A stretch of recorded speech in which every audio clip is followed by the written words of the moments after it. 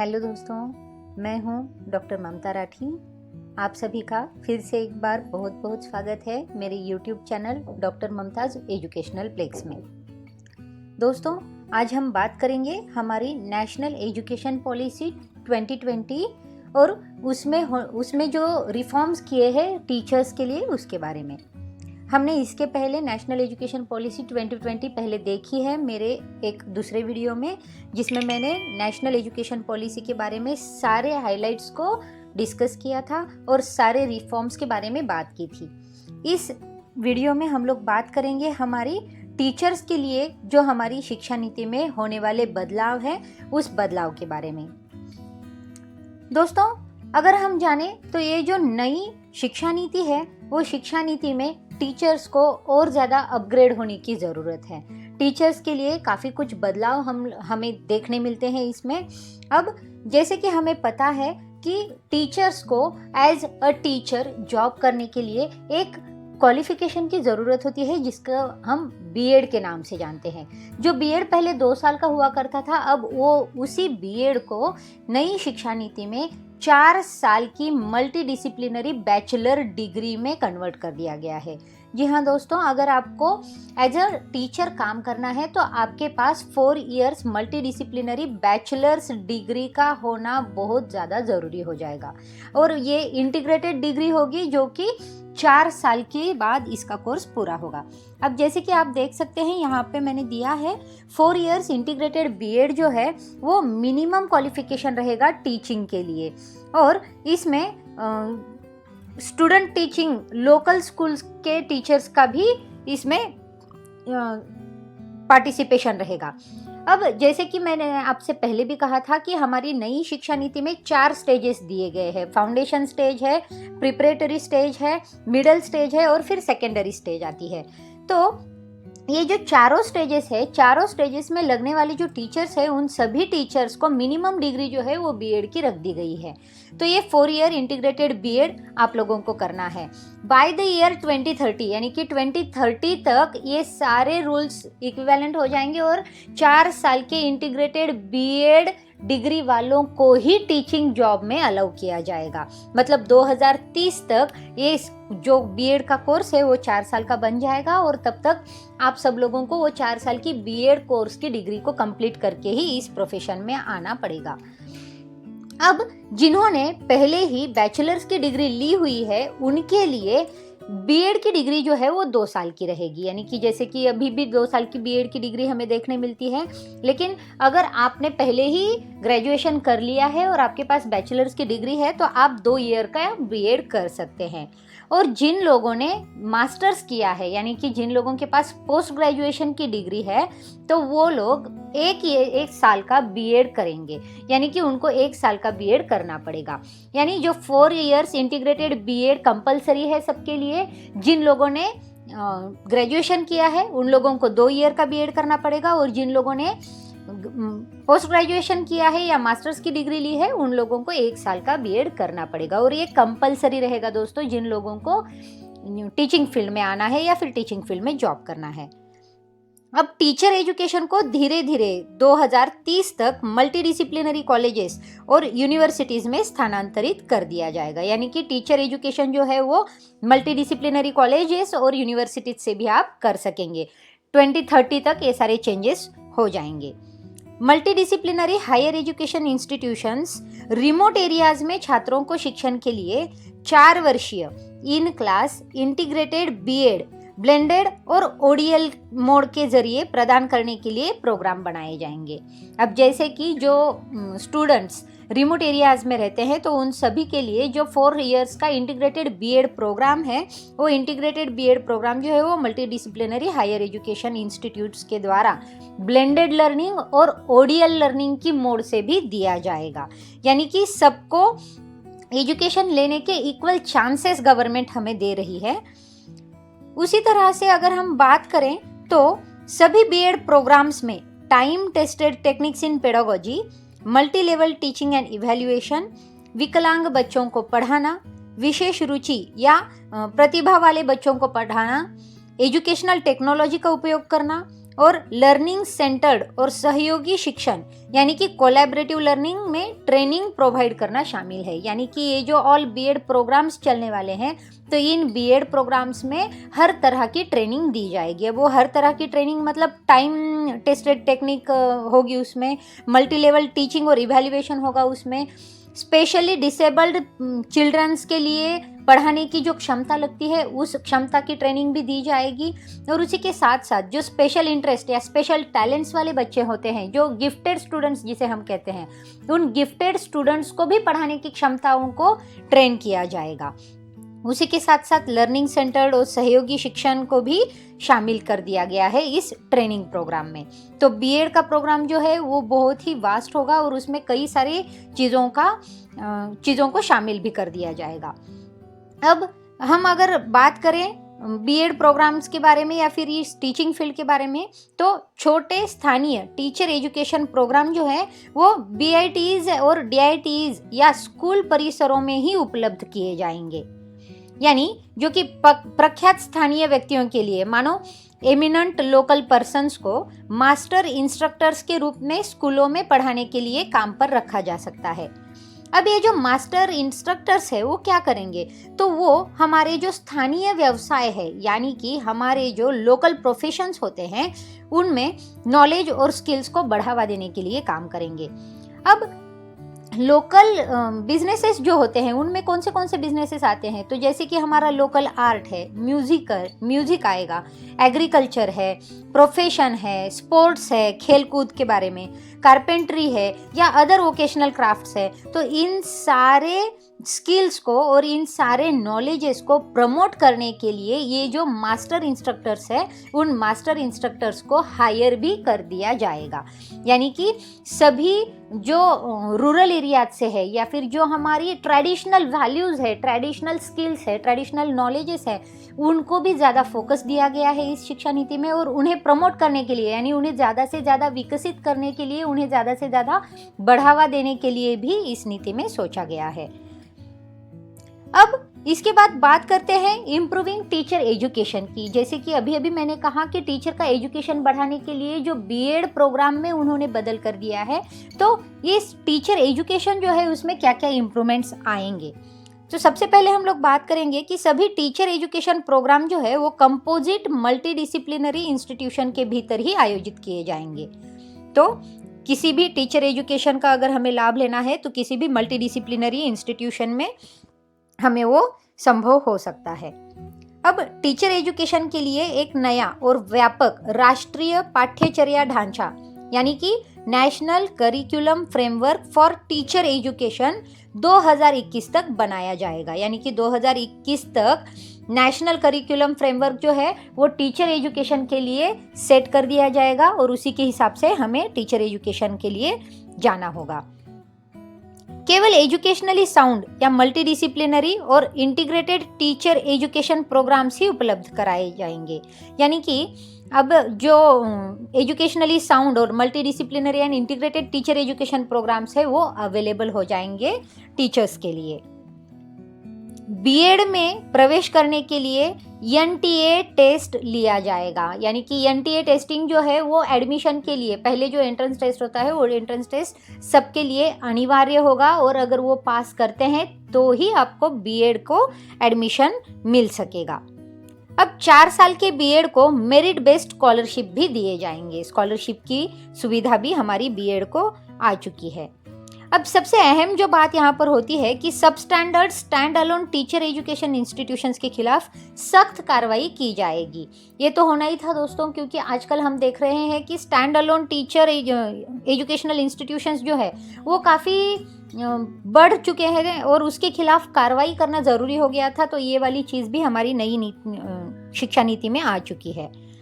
अब जो हमारे बकाया वरिष्ठ या सेवानिवृत्त यानी कि जिसे हम आउटस्टैंडिंग सीनियर और रिटायर्ड फैकल्टी कहते हैं, तो उनके मेंटोरिंग के लिए राष्ट्रीय मिशन की स्थापना की जाएगी। अब नेशनल मिशन मेंटोरिंग के लिए ओपन रहेगा हमारे सीनियर और रिटायर्ड फैकल्टीज के लिए।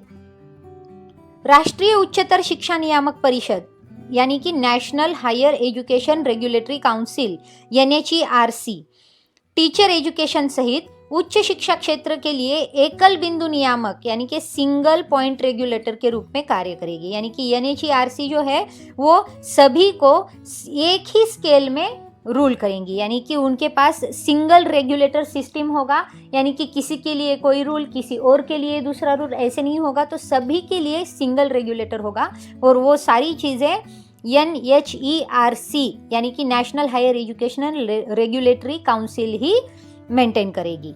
और जब टीचर एजुकेशन की बात आती है तो सभी चरणों में, यानी कि जो स्टेजेस हमने देखे थे, 4 stages, foundation level, middle level, secondary level और प्रिपरेटरी लेवल, तो इन सारे स्टेजेस में शिक्षक पात्रता परीक्षा यानी कि टीचर एलिजिबिलिटी टेस्ट को मजबूत किया जाएगा। यानी कि आपको किसी भी स्टेज में अगर टीचर बनना है तो आपको टीईटी देना ज़रूरी हो गया है।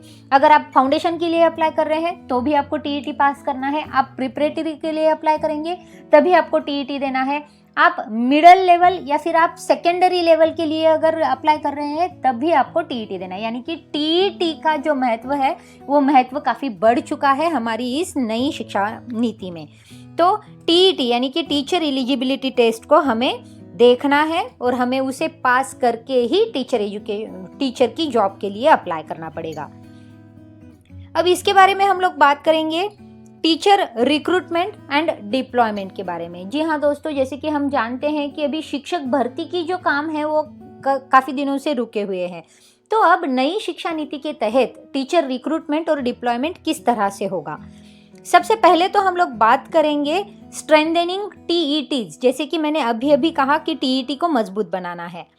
सभी पब्लिक और प्राइवेट स्कूलों में फाउंडेशन, प्रिपरेटरी, मिडल और सेकेंडरी स्टेज में सभी शिक्षकों के लिए शिक्षक पात्रता परीक्षा यानी कि टीचर एलिजिबिलिटी टेस्ट को स्ट्रेंथन करना है।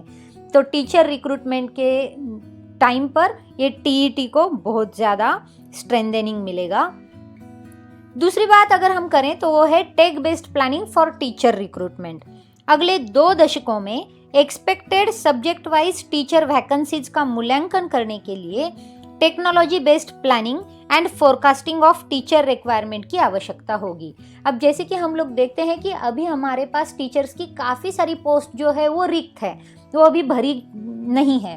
तो गवर्नमेंट का इसके ऊपर क्या मानना है, तो गवर्नमेंट ये देखेगी कि कौन से सब्जेक्ट की वैकेंसीज है और कौन से सब्जेक्ट के वैकेंसीज में कितने की रिक्वायरमेंट होगी। तो वो रिक्वायरमेंट का रेशो लेकर ही मतलब टेक्नोलॉजी बेस्ड प्लानिंग करेंगे और फोरकास्टिंग के तहत उसका निर्णय लिया जाएगा।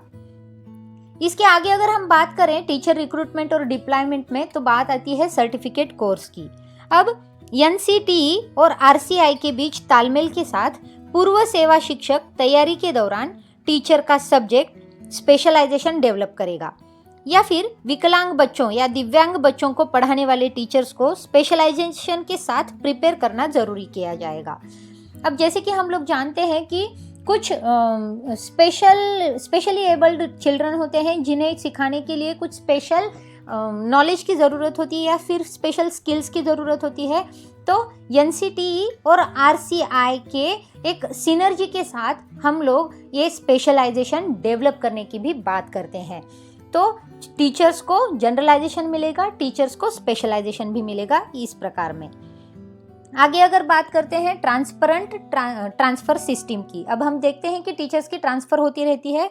अब पारदर्शिता सुनिश्चित करने के लिए शिक्षक के ट्रांसफ़र के लिए ऑनलाइन कंप्यूटराइज सिस्टम बनाई जाएगी।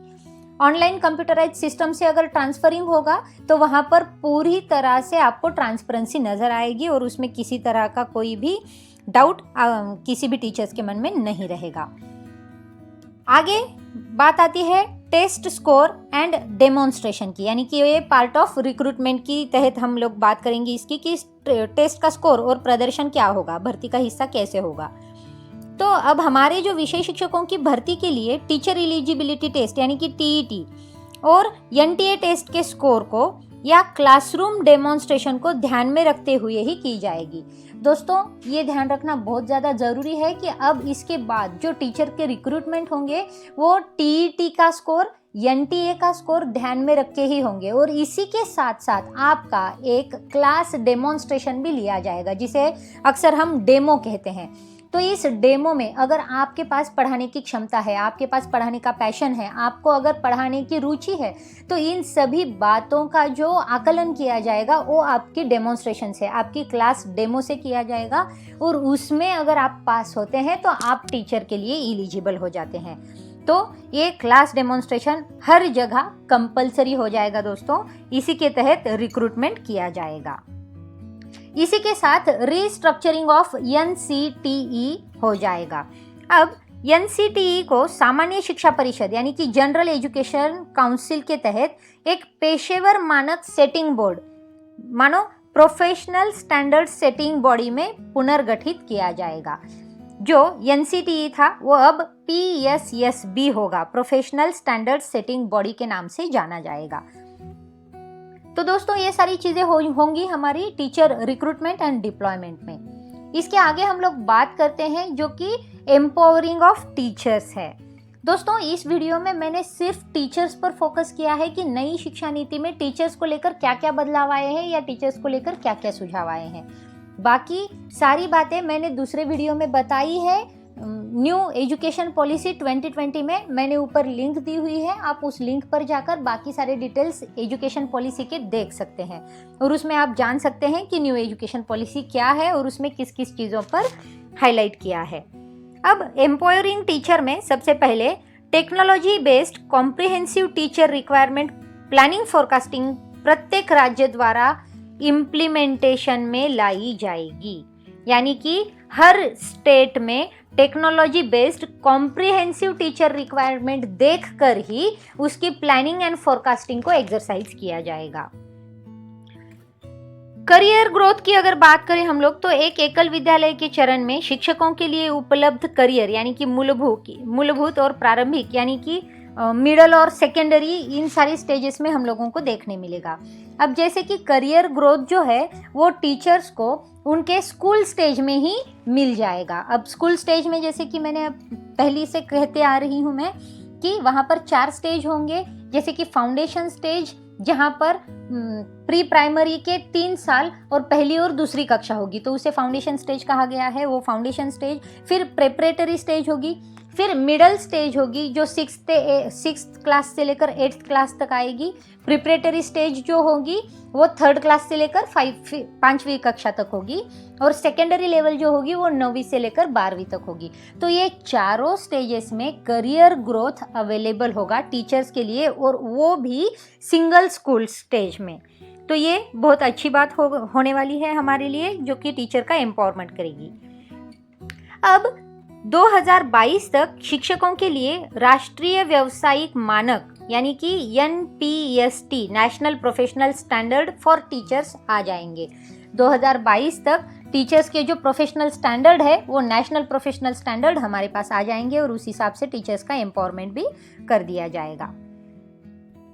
सर्विस एनवायरनमेंट को इम्प्रूव करने के लिए स्कूल इंफ्रास्ट्रक्चर को भी बेटर किया जाएगा। क्लासरूम टीचिंग में अध्यापन के पहलुओं को चुनने के लिए शिक्षकों को अधिक स्वायत्तता दी जाएगी, यानी कि अब टीचर्स को ऑटोनॉमी मिल जाएगी उनके जो कुछ भी क्लासरूम टीचिंग के एस्पेक्ट्स है वो एस्पेक्ट्स को पढ़ाने के लिए। शिक्षकों के लिए एकेडमिक लीडरशिप के पद उपलब्ध कराए जाएंगे, एकेडमिक लीडरशिप में टीचर्स को स्कोप मिलेगा। और एम्पावरिंग की अगर बात करें तो शिक्षक व्यावसायिक विकास ज़्यादा से ज़्यादा होगा, यानी कि टीचर प्रोफेशनल डेवलपमेंट जो है उसके ऊपर फोकस किया गया है। अब इसके अंदर क्या होगा तो मेरिट बेस्ड टेन्योर का ट्रैक सिस्टम बनेगा। अब मेरिट पर आधारित जो कार्यकाल है उसको ट्रैक करेंगे, उसको ट्रैक करने की सिस्टम आ जाएंगी। और कंटिन्यूअस प्रोफेशनल डेवलपमेंट के मिनिमम 50 घंटे निश्चित किए जाएंगे, यानी कि आपको आपका जो प्रोफेशनल डेवलपमेंट करना है उसके लिए कम से कम 50 आवर्स आपको दिए जाएंगे। तो इसमें आपका डेवलपमेंट भी होगा और आप खुद को एम्पावर भी कर सकेंगे। तो ये सारी चीज़ें होंगी टीचर्स के डेवलपमेंट के लिए हमारी न्यू एजुकेशनल पॉलिसी में। अब आगे बात आती है स्कूल लीडरशिप की। अब सबसे पहले टीचर्स की प्रारंभिक व्यावसायिक तैयारी यानी कि इनिशियल प्रोफेशनल प्रिपरेशन और उनके कंटिन्यूअस प्रोफेशनल डेवलपमेंट के लिए सतत व्यावसायिक विकास यानी कि CPD के लिए आवश्यक सुविधाएं दी जाएंगी। तो टीचर्स को ये जो नेसेसरी रिक्वायरमेंट्स हैं उनकी डेवलपमेंट के लिए वो श्योरली मिल जाएंगे। सीपीडी अपॉर्चुनिटीज विशेष रूप से लेटेस्ट पेडागोजीज को सिस्टमैटिकली कवर कर देंगे। टीचर्स के लिए सीपीडी के कम से कम 50 आवर्स दिए जाएंगे जो अपनी ओन इंटरेस्ट और प्रोफेशनल एरियाज के आधार पर होंगे।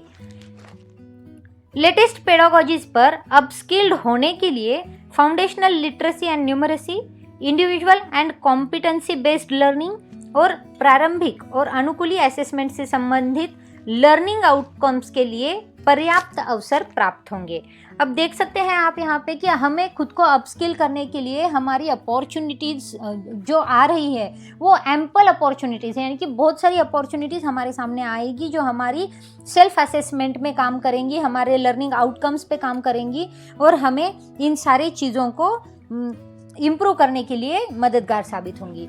तो ये सारी चीज़ें हमारे इस नई शिक्षा प्रणाली में हमें देखने मिलती है, जिनके लिए हमारे जो अपकमिंग टीचर्स हैं जिन्हें टीचिंग फील्ड में आना है या फिर जो कैंडिडेट्स हैं जिन्हें टीचिंग फील्ड के लिए पैशन है, तो उनके लिए ये जानना बहुत ज़रूरी हो जाता है। तो टीचर्स को इन सारी प्रणालियों के हिसाब से अपने आप को ढालना होगा और इन सारी चीज़ों की तैयारी भी करनी होगी। जैसे कि हम देख सकते हैं इनमें टेक्नोलॉजी को ज़्यादा फोकस किया गया है, इनमें स्टूडेंट बेस्ड एजुकेशन के हिसाब से टीचर्स को इम्प्रूव करने पर ज़्यादा फोकस कर दिया गया है। तो इस हिसाब से टीचर को भी प्रिपेयर होना है। टीचर्स के लिए अब आगे चलकर काम करना आसान नहीं रहेगा दोस्तों। कई जगहों पर टीचर्स को इम्प्रूव होने के लिए काफ़ी सुविधाएं दी गई है, लेकिन टीचर्स को हर बार अपनी क्षमता को सिद्ध करना ज़रूरी होगा। तो दोस्तों ये सारी चीज़ें होती हैं हमारी टीचर्स के इम्प्रूवमेंट की, टीचर्स के एम्पावरमेंट की, टीचर्स की रिक्रूटमेंट की, टीचर्स के लीडरशिप की हमारी नई शिक्षा नीति में। अगर आप शिक्षा नीति को ठीक से जानना चाहते हैं तो ऊपर दी गई लिंक पर जाकर शिक्षा नीति का वीडियो फिर से एक बार देखिए, ताकि आपको हमारी नई शिक्षा नीति में हुए गए सारे बदलावों के बारे में जानकारी मिल जाएगी। दोस्तों जो लोग नए हैं और मेरी चैनल को पहली बार देख रहे हैं तो वो सब लोग सब्सक्राइब करने के साथ साथ बेल आइकन को दबाना ना भूलें, ताकि आपको इसी तरह के नए वीडियोस फिर से मिलते रहें। तो दोस्तों फिर से मिलेंगे एक नए वीडियो में जिनमें हम लोग बात करेंगे और नए कंसेप्ट्स की। तब तक के लिए देखते रहिए। अगर आपको मेरा वीडियो पसंद आता है तो उसके बारे में कमेंट करना ना भूलें। कमेंट बॉक्स में आपके जो भी क्वेश्चंस होंगे उसे आप लिख दीजिए, मैं उनके आंसर दे दूंगी वहाँ पर। तो दोस्तों देखते रहिए। Thank you.